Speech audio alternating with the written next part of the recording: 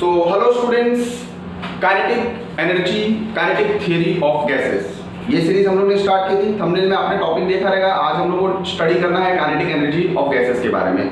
ठीक है, तो टॉपिक स्टार्ट करते हैं। आज का टॉपिक है that is kinetic energy of gas. Kinetic energy of gas. ठीक है, हम लोग क्या पता है by KTOG, what we know that the pressure का फॉर्मूला हम लोगों ने लास्ट जो लेक्चर में डिराइव किया था वो था 1/3 रो CRMS का स्क्वायर। 1/3 रो CRMS का स्क्वायर। क्या निकालना है आपको? काइनेटिक एनर्जी निकालना है। ठीक है, P is equal to pressure exerted by the gas is given as 1/3 rho CRMS का square. But what is your rho? Density is nothing but mass upon volume. If I will put this value in equation, what you will get? 1/3 mass upon volume times to the CRMS का square. But what is your mass? Mass is nothing but कितना मास था हम लोग का? n molecules थे, एक का मास था स्मॉल n, तो टोटल मास क्या हो जाएगा? nm। पुट करो तो ये आ जाएगा 1/3 nm times to the v divided by CRMS का स्क्वायर। ठीक है, ये 3 को यहां ले लो, ये v को यहां ले लो, क्या हो जाएगा? 3pv is equal to nm times to the CRMS का स्क्वायर। ठीक है, इस इक्वेशन में मल्टीप्लाई बाय 2 डिवाइड बाय 2 करो, मल्टीप्लाई एंड डिवाइड बाय 2, तो आपको क्या मिलेगा? 3pv is equal to multiply by 2 and divide by 2 with this nm times to the क्या? CRMS का स्क्वायर। ठीक है, ये 2 को आप नीचे ले लो। 3pv is equal to 1/2 nm times to the CRMS का square. What is this? This part is nothing but half, this is nothing but total mass of the gas, nm is nothing but total mass of the gas times to the CRMS का square. Half m c square, it is nothing but kinetic energy of gas. तो अगर ये आपकी पूरी kinetic energy है, यहां से आपने 2 नीचे लिया है, ये आपकी पूरी काइनेटिक एनर्जी का इक्वेशन है, तो काइनेटिक एनर्जी का इक्वेशन आपको क्या मिल गया? That is 3/2 pv।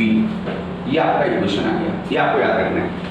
देखिए क्या होता है? प्रेशर 1/3 रो CRMS का square, density is nothing but mass upon volume, रख दो। मास क्या होता है? nm, रख दो। उसके बाद हम लोगों ने क्या किया? ये 3pv को यहां ले लिया, ये टर्म ले लिया, इसमें मल्टीप्लाई बाय 2 डिवाइड बाय 2 किया और ये डिवाइड वाले 2 टर्म को नीचे ले लिया। जो रिमेनिंग टर्म है that is your kinetic energy. तो kinetic energy is equal to 3/2 pv। Second चीज इसमें देखते हैं, kinetic energy per unit volume. Kinetic energy per unit volume. What we have? Kinetic energy का फार्मूला आपका क्या है? We have kinetic energy is equal to 3/2 pv। Therefore अगर मैं काइनेटिक एनर्जी को वॉल्यूम से डिवाइड कर दूं, दोनों साइड अगर वॉल्यूम से डिवाइड कर दूं तो आपको क्या मिलेगा? ये वॉल्यूम से डिवाइड होगा, v v cancel, what will be your remaining term? Kinetic energy per unit volume is equal to 3/2 p। That means एक कंटेनर है, एक कंटेनर में आपको काइनेटिक एनर्जी इतनी होगी, चाहे वो कोई भी शेप का कंटेनर हो, उसका वॉल्यूम दिया हो, उसका उसमें प्रेशर दिया हो, तो आप उसमें काइनेटिक एनर्जी निकाल सकते हो। लेकिन अगर वही गैस किसी दूसरे कंटेनर में डाल दूं तो उसमें वॉल्यूम में चेंज होगा, तो वहां पे काइनेटिक एनर्जी चेंज होगी। देखिए यहां से हम लोग को मालूम पड़ रहा है। क्लियर है? थर्ड चीज हम लोग देखते हैं, काइनेटिक एनर्जी पर मोल। काइनेटिक एनर्जी पर मोल, इस चीज को देखना है। चलिए, what we have? Kinetic energy का फार्मूला क्या है हम लोग के पास? Kinetic energy is nothing but 3/2 pv। 3/2 pv। But what is your pv? pv का फार्मूला क्या था? हम लोग ने देखा था फर्स्ट लेक्चर में, nRT by ideal gas equation. अगर ये वैल्यू रख दूं तो काइनेटिक एनर्जी क्या मिलेगा? 3/2 nRT। ये n क्या है? It's a number of moles, इसको नीचे ले लो। Kinetic energy per mole is equal to 3/2 RT, where R is what? It's a universal gas constant. ठीक है। Number 4, kinetic energy per molecule. चलिए, what we have? Kinetic energy per mole का equation क्या है? काइनेटिक एनर्जी पर मोल क्या है आपका? 3/2 RT। ठीक है, तो काइनेटिक एक मोल में कितने मॉलिक्यूल्स होंगे? तो एवोगैड्रोस नंबर, राइट है। तो यहां पे अगर मैं देखने जाऊं तो क्या मिलेगा आपको? देखिए समझिए, ये 3/2 kinetic energy per molecule is equal to 3/2 RT divided by n। Simply you have to divide by Avogadro's number. Why? क्यों एवोगैड्रो नंबर से? क्योंकि एक मोल में कितने मॉलिक्यूल्स होंगे, दैट इज एवोगैड्रोस नंबर। तो आपको ये R/n जो है it's a new number that is called as Boltzmann constant Kb। तो अगर ये आप देखोगे काइनेटिक एनर्जी पर मॉलिक्यूल आपको क्या मिलेगा, kinetic energy per molecule 3/2 kBt या फिर kT भी आप याद रख सकते हो, 3/2 kT। ठीक है, last one number 5 kinetic energy per unit मास। काइनेटिक एनर्जी पर यूनिट मास, तो हम लोग के पास काइनेटिक एनर्जी का इक्वेशन है, काइनेटिक एनर्जी पर मोल का इक्वेशन है क्या, 3/2 RT। सिंपल एक काम करो, इसमें मास से डिवाइड करो दोनों side. Kinetic energy per unit mass आपका क्या आएगा, 3/2 RT divided by n। This is your final equation. So एक बार वापस से दिखाता हूं, देखिए हर एक चीजों को। सबसे पहले मैंने निकाला काइनेटिक एनर्जी सिंपल कैलकुलेशन से, क्या आया 3/2 pv। कैसे निकाला, प्रेशर का फॉर्मूला 1/3 rho CRMS का square, density mass upon volume. Mass क्या होता है nm, रख दिया। ये 3 pv को इधर ले लिया, इसमें मल्टीप्लाई बाय 2 डिवाइड बाय 2 कर दिया। ये हाफ n CRMS का स्क्वायर क्या है हम लोग का, nm CRMS का square is nothing but your kinetic energy. तो काइनेटिक एनर्जी का इक्वेशन क्या है, 3/2 pv। इस चीज को आप वॉल्यूम से डिवाइड कर दो तो आ जाएगा आपका kinetic energy per unit volume 3/2 p। इस चीज को आप नंबर ऑफ मोल से डिवाइड कर दो। कैसे डिवाइड करोगे, pv इज नथिंग बट क्या होता है, काइनेटिक एनर्जी है 3/2 pv। pv क्या होता है, nRT। nRT है, nRT रख दिया, n को नीचे ले लिया। काइनेटिक एनर्जी पर मोल क्या मिल गया, 3/2 RT। Kinetic energy per molecule, ये 1 मोल के लिए, तो एक मॉलिक्यूल के लिए कितना होगा, तो एक मोल में कितने मॉलिक्यूल्स होंगे, दैट इज एवोगैड्रोस नंबर। तो मैंने क्या किया, पर मॉलिक्यूल के लिए डिवाइड बाय n। R/n क्या होता है, k। kb से लिखते हैं या फिर k से भी डिनोट कर सकते हैं, इट्स अ बोल्ट्जमैन कांस्टेंट। मैंने आपको बेसिक लेक्चर में बताया था 3/2 kT। Kinetic energy per unit मास, तो काइनेटिक एनर्जी अपॉन ये आपकी काइनेटिक एनर्जी है 1 मोल की, इसको आप मास से डिवाइड कर दो। ठीक है, तो ये हम लोग का अलग अलग काइनेटिक एनर्जी के इक्वेशंस हम लोग ने देख लिए। आगे हम लोग देखते हैं, प्रूफ करना है हम लोग को by using KTOG। Boyle's law को प्रूफ करना है, Boyle's law by using KTOG। चलिए, क्या है बॉयल्स लॉ, क्या होता है बॉयल्स लॉ। बॉयल्स लॉ क्या होता है, बॉयल्स लॉ कि at constant temperature pressure is inversely proportional to volume of the gas, है ना। एट स्टेटमेंट क्या है आपका, स्टेटमेंट क्या है बॉयल्स लॉ का, the law states that, the law states that at constant pressure at constant temperature pressure is inversely proportional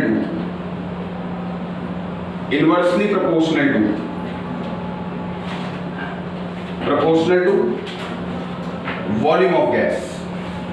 So what you can write कि pressure is inversely proportional to volume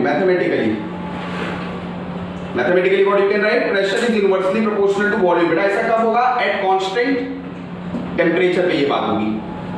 ठीक है, तो ये चीज आपको proof करनी है। ठीक है, चलो इसको हम प्रूफ देखते हैं इसका। बाय KTOG क्या पता है आपको, by kinetic theory of gases क्या पता है आपको कि प्रेशर का फॉर्मूला क्या होता है, दैट इज 1/3 rho CRMS का square. What is your rho, but density क्या होती है, it is nothing but mass upon volume. If I will put this value, so what you will get, pressure is equal to 1/3 mass upon volume CRMS का square। Clear है, yes or no? P inversely proportional to volume के proof करना है आपको। चलिए यहाँ पे क्या आ जाएगा, P is equal to 1/3V mCRMS का square। ठीक है, क्या लिखा मैंने, ये पूरा टर्म, ये दोनों को अलग ले लिया और इसको मैं अलग ले लेता हूं, CRMS का स्क्वायर। अब क्या करो, मल्टीप्लाई बाय 2 डिवाइड बाय 2 करो, मल्टीप्लाई बाय 2 डिवाइड बाय 2 किस में, इस पूरे इक्वेशन में 1/3VmCRMS का स्क्वायर। ठीक है, ये 3V को आप बाहर ले लो और इस 2 को बाहर रखो। 2/3V, ये 1/2 को अंदर ले लो, 1/2mCRMS का स्क्वायर। ये एडजस्टमेंट किया क्यों गया है? ये टर्म क्या है आपका? हाफ m CRMS का square, it is nothing but kinetic energy. अगर मैं इक्वेशन में रख दूं तो प्रेशर क्या मिलेगा? 2/3V times to the kinetic energy. अगर टेम्परेचर कांस्टेंट होगा, एट कांस्टेंट टेम्परेचर, अगर टेम्परेचर कांस्टेंट है, गैस को आप हीट नहीं दे रहे हो तो उसके मॉलिक्यूल्स की वेलोसिटी नहीं बढ़ेगी, मतलब काइनेटिक एनर्जी क्या होगी आपकी? कांस्टेंट। टेम्परेचर कांस्टेंट है, काइनेटिक एनर्जी कांस्टेंट है, 2/3 कांस्टेंट है, so I can conclude that कि pressure is inversely proportional to volume, hence it is proof, Boyle's law. ठीक है, नेक्स्ट हम लोग देखते हैं, इसमें प्रूफ करना है हम लोग को CRMS का जो फॉर्मूला है दैट इज √3RT/m। ये फॉर्मूला हम लोग को प्रूफ करना है, CRMS का फॉर्मूला डिराइव करना है आपको। ठीक है, आइए, इंपॉर्टेंट इक्वेशन है और वी कैन से कि CRMS is directly proportional to over root of T for same gas। ठीक है, चलिए स्टार्ट करते हैं वापस से। By kinetic theory of gases क्या पता है आपको? Pressure is equal to 1/3 rho CRMS का square, but what is your density? It is nothing but mass upon volume. तो अगर मैं पुट अप करूंगा तो प्रेशर क्या मिलेगा? 1/3 mass upon volume times to the CRMS का स्क्वायर। ये V को आप यहां पे ले लो, क्या मिलेगा आपको? PV is equal to 1/3, 3PV is equal to 3PV/m is equal to, सब टर्म्स को वहां ले लो, सिर्फ CRMS को यहां रखो, इज इक्वल टू CRMS का स्क्वायर। क्लियर है? क्या किया मैंने? ये 3PV को उधर ले लिया, m को नीचे ले लिया। Okay, but by ideal gas equation, क्या पता है आपको? PV is nothing but nRT for n is equal to 1 मोल के what I will write PV is equal to RT। अगर ये वैल्यू आप इक्वेशन में पुट अप करोगे क्या मिलेगा? 3RT divided by m is nothing but CRMS का square. तो CRMS is equal to √3RT/m, that's it। Is it clear? √3RT/m। Okay, एक last that is Dalton's law यहां पे प्रूफ करना है। डेल्टन्स लॉ क्या है? आइए, आज का लास्ट टॉपिक इस लेक्चर का, डेल्टन्स लॉ।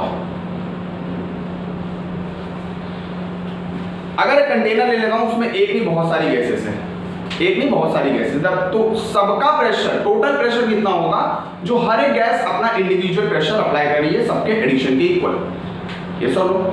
तो the pressure exerted by the mixture of the gas is equal to sum of partial pressure of individual gases.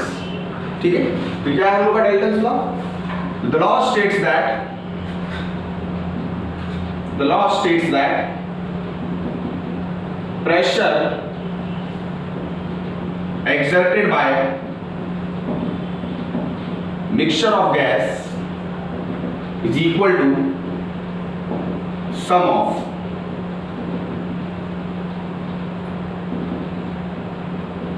partial pressure exerted by individual gas।